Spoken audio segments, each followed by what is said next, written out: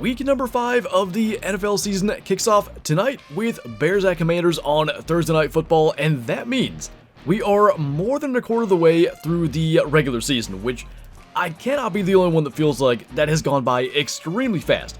But looking back at week 4, we were 10-6 for our picks, our worst week since week 1, bringing the overall to 41-23, which I feel like still is pretty decent. As we're past the quarter point now, some teams are starting to separate themselves, a couple of teams still don't seem to have much of an identity, and we'll talk about that as we move through. But a couple of storylines from week 4. Gotta start with the Broncos winning the toilet bowl. Barely. They had to come back from 21 down to the Bears.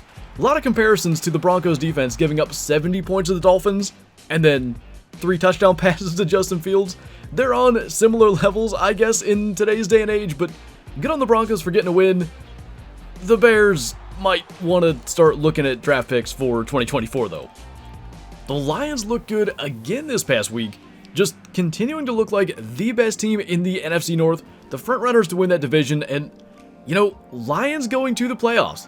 That's a sound that not a lot of us are used to hearing, but we might want to get used to it. They sure look like a complete team right now, and Jared Goff with this resurgence in Detroit. I definitely did not see that coming. Speaking of resurgences, Baker Mayfield in Tampa, they're 3-1. They look like the frontrunners to win the NFC South. And again, this was a team that was expected to basically do nothing after Tom Brady retired. Remember, they went to the playoffs with a sub-500 record last year. Adding Baker Mayfield into the mix did not seem like something that was going to have them win more games. 3 already, they are in a good spot. Also, the Bills bringing that high-flying Dolphins offense back down to earth, 48-20. I wanted to lean towards the Bills, and basically every gut-feeling pick in week 3 worked. Every gut-feeling pick in week 4 went the other way. I wanted to lean towards the Bills. The Dolphins had just put up 70, and they lose by 28 in Orchard Park. The Bills definitely are not giving up hold of the AFC East crown easily. And finally, in the AFC East, Zach Wilson, for the final 3 quarters of that Sunday Night Football game against the Chiefs, actually looked kind of decent. He looked like he had improved. He was playing a bit more freely. Maybe they still have a chance to salvage their season. They are 1-3, but the AFC hasn't been as strong as expected, so even if they don't end up in the playoffs, if they can get a decent number of wins, that's at least got to give them confidence going forward. Rodgers isn't going to be there for that long, so I thought that was encouraging to see as well. And if I missed anything, let me know in the comments below what you guys thought was the biggest storyline coming out of week 4. So now getting into the week 5 picks, the aforementioned Bears at Commanders Thursday night game. I have to go with the Commanders. I think I would have gone with the Commanders regardless of record, but 0-4 versus 2-2. The Commanders played the Eagles tough. I really think they should have gone for 2 against the Eagles there. They scored the touchdown with zeros on the clock. Ron Rivera said the guys were gassed and he just didn't feel they were going to be able to punch it in, but when you're the inferior team, and the Eagles haven't looked as dominant, but still, I think when you score that game-tying touchdown, and there's no chance for the Eagles to do anything after the PAT or 2-point conversion, I feel like they had to go for that. They definitely could have won the game, but even still, playing them as tough as they did and bringing it into overtime, I think that gives them a lot of momentum. I don't think that's a game that they feel bad about, and I also don't think, despite the fact that they went into overtime and now they're playing on a short week, that it's going to affect them. I got the Commanders beating the Bears. Bears going to 0-5, like I said, probably looking at 2024 draft picks. And moving from a short week game on Thursday to another kind of change of schedule on Sunday. 9:30 a.m. kickoff, Jags at Bills in London. And despite the fact that the Jags are technically the away team here, remember they played in London last week against the Falcons and won. They're actually staying in London. They've been there since last week, so they had this advantage of not having to worry about the travel, not having to worry about jet lag or the time change or anything like that. Bills have to go all the way over there to London and get acclimated and then play against a team that is already prepared for it. And I still think the Bills are going to win. I'm picking the Bills in this one. The Jags have looked, I think, shakier than people would have maybe expected. Trevor Lawrence appeared to make a big leap last year, and he still played decently well up to this point. But the Bills, minus losing to the Jets in week 1, and the Jets have played them tough generally through the last couple of years. They have looked absolutely dominant, and I think they continue that run. Disadvantage or not, I think the Bills beat the Jags in London. And finally moving to the normal kickoff slots, 1 o'clock Eastern, Saints at Pats. The Saints are coming off a pretty tough loss to the Buccaneers. It was a close game for a while and then finally got out of hand. The Patriots are coming off the worst loss under Bill Belichick, 38-3 against the Cowboys. And this is a tough one for me. The Saints haven't looked particularly good. The Patriots have looked dead.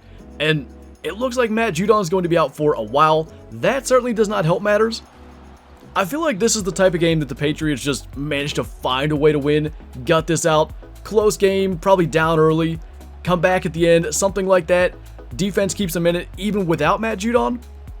I gotta go with the Patriots just because of the history there, but there is not a lot to like with what they have looked like so far this season. Just sluggish, not much on offense at all. Defense is good, but no like star pass rusher. They did just re-sign J.C. Jackson. The Chargers ended up getting rid of him after that big contract last offseason, so gonna go with the Patriots here. I feel like this is a toss-up.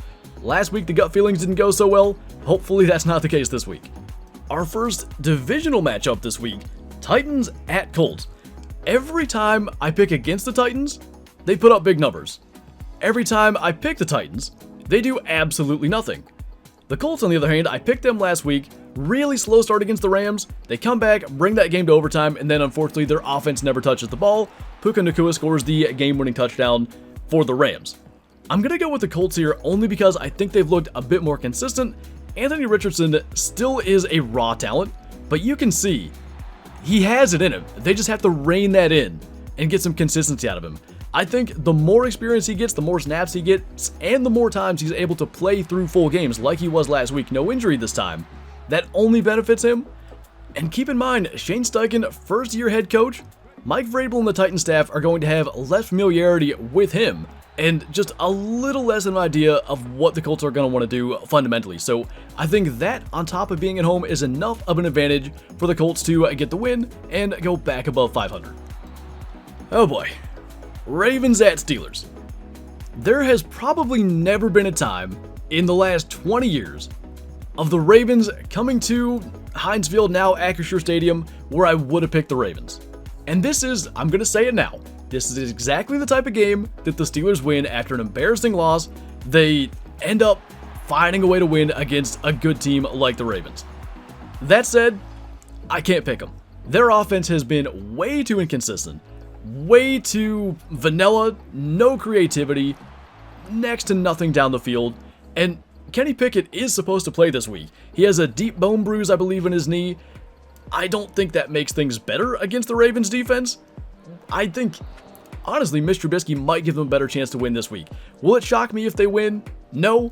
But the Ravens, while their offense has taken a while to get off the ground, last week against a very good Cleveland defense, they got things moving. Now, they played Cleveland's backup in Dorian Thompson-Robinson. That certainly helped with some short fields and things like that. But regardless, I have to pick the Ravens. It pains me to do it, but they just look like the better team right now. Going with the Ravens to beat the Steelers.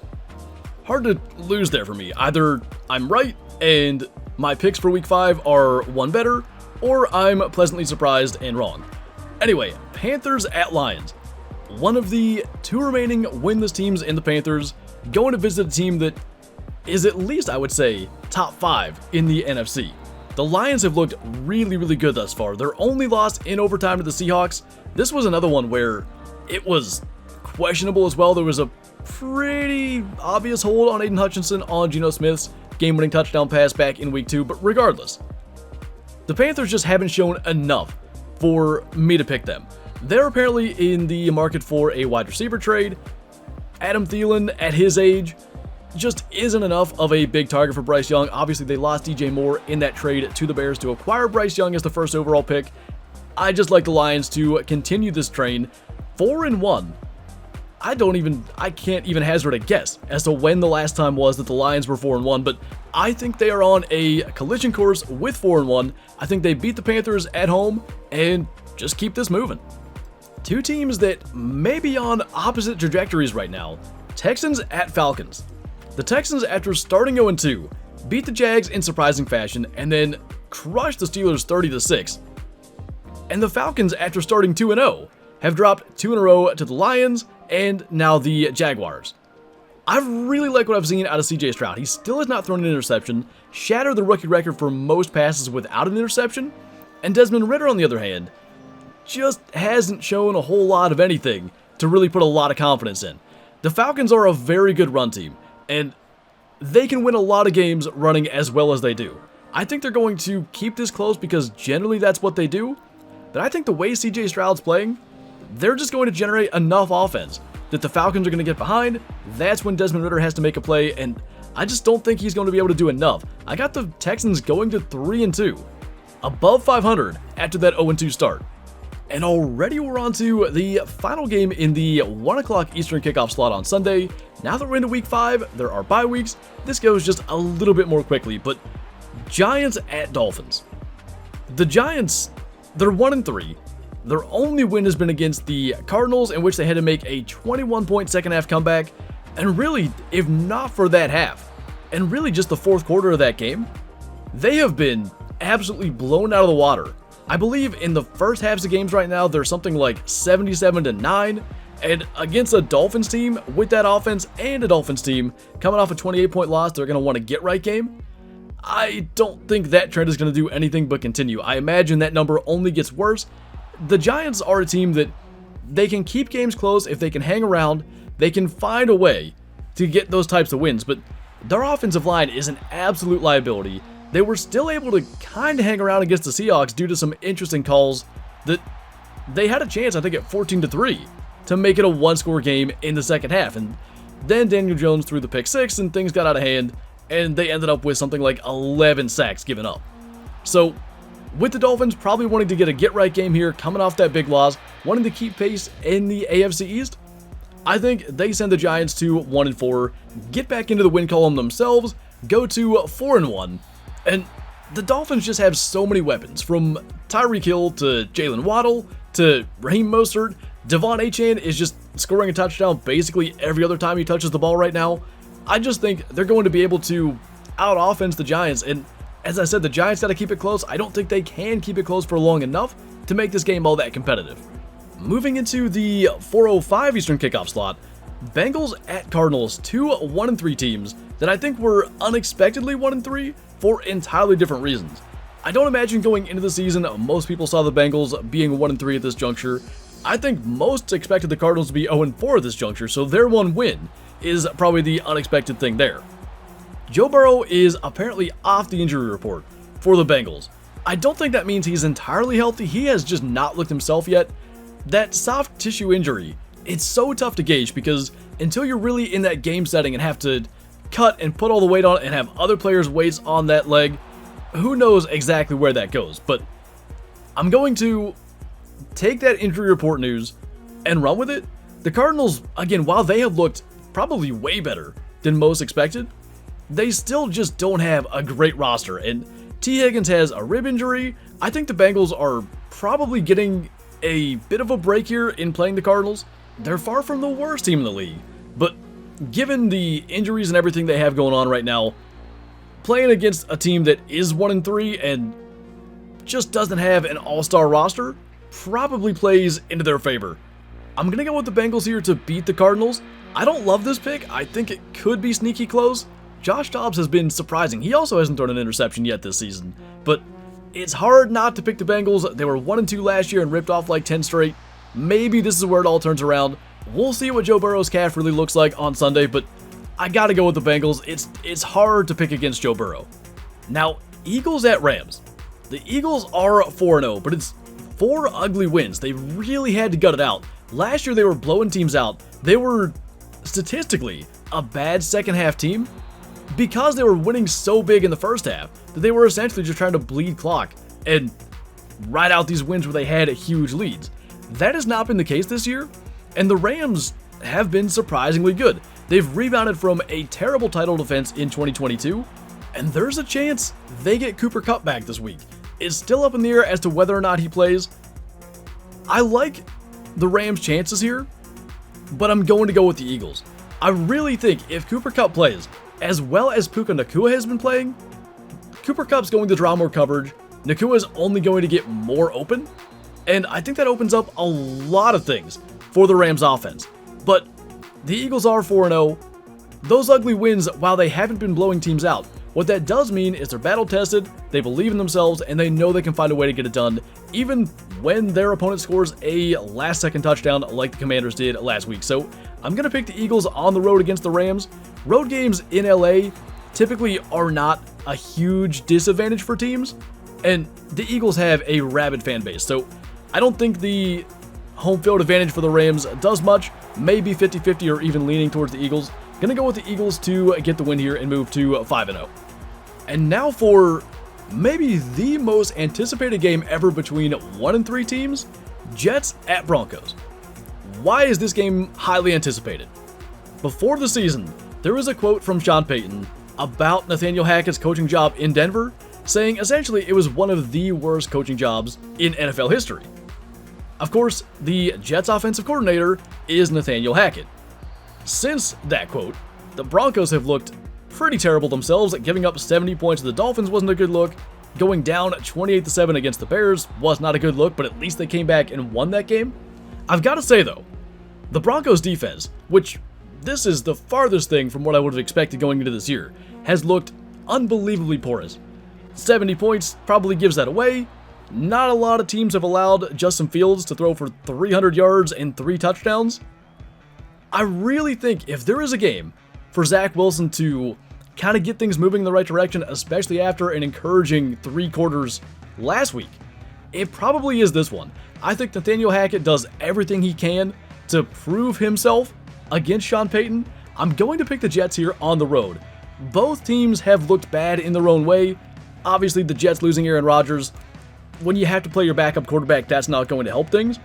I don't know that I can pick the Broncos right now in just about anything. So, gonna go with the Jets and the motivation here to make Sean Payton kind of eat his words at his home stadium.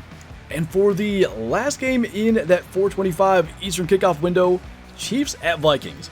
The Vikings finally got into the win column against the Panthers last week despite a 99-yard pick six thrown by Kirk Cousins and him getting absolutely leveled on the return there. And the Chiefs are coming off a bit of a scare against the Jets. Obviously, they won that game 23-20.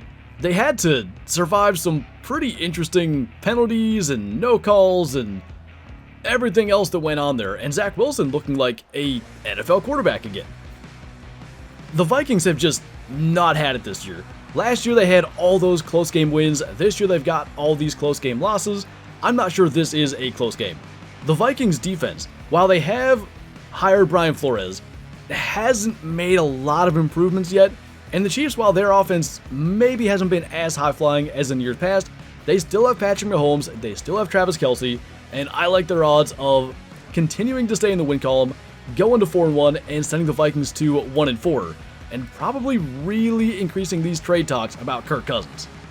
Our Sunday night matchup this week could be very, very interesting. Cowboys at 49ers.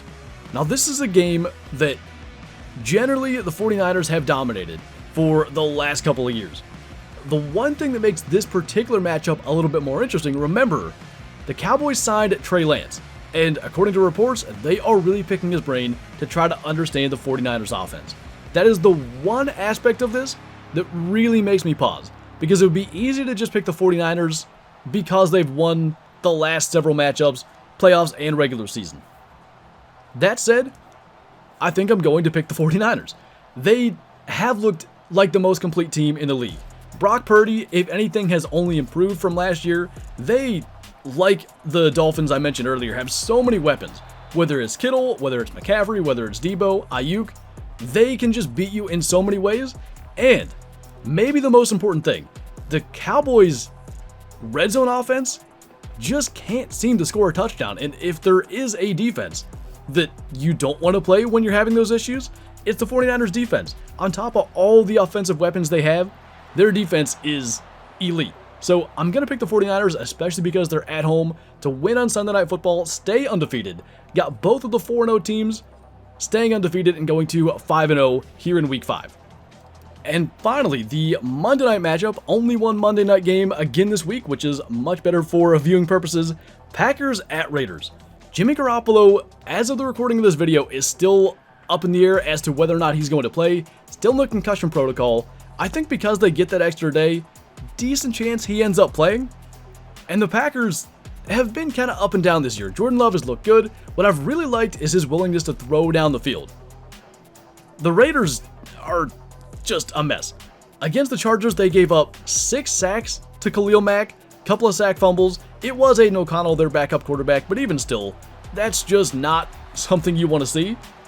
I just like the Packers a little bit more. Both of them have some flaws in their team, some holes to fill, but Packers on the road, I think I got to go with them here, especially with Jimmy Garoppolo's status up in the air. We know Jordan Love's going to play. They're kind of getting healthier with Christian Watson and Aaron Jones. Hopefully Aaron Jones gets more than 5 touches, unlike last week, but I'd like the Packers to win in Las Vegas and send the Raiders to 1-4. So to recap, I've got the Commanders beating the Bears tonight on Thursday Night Football, got the Bills going to London and knocking off the Jags, got the Patriots gutting it out against the Saints, got the Colts beating the Titans, the Ravens over the Steelers, Lions beating the Panthers, the Texans beating the Falcons, got the Dolphins beating the Giants, the Bengals finding a way to win against the Cardinals, got the Eagles over the Rams, the Jets over the Broncos in that highly anticipated 1-3 teams matchup, got the Chiefs continuing their win streak over the Vikings, got the 49ers staying undefeated against the Cowboys, and finally got the Packers going on the road and beating the Raiders in Las Vegas. So, as always, feel free to play along in the comments below. It's been really cool to interact with you guys throughout the week, whether it's before the games or after the games, seeing reactions to the picks, seeing reactions to the games, how everything went. I've really enjoyed this, and definitely keep up the interaction. It's great for the videos, and it's a lot of fun to actually get to go back and forth with you guys. But that's going to do it for this video, so as always, thank you guys for watching, and I'll see you next time.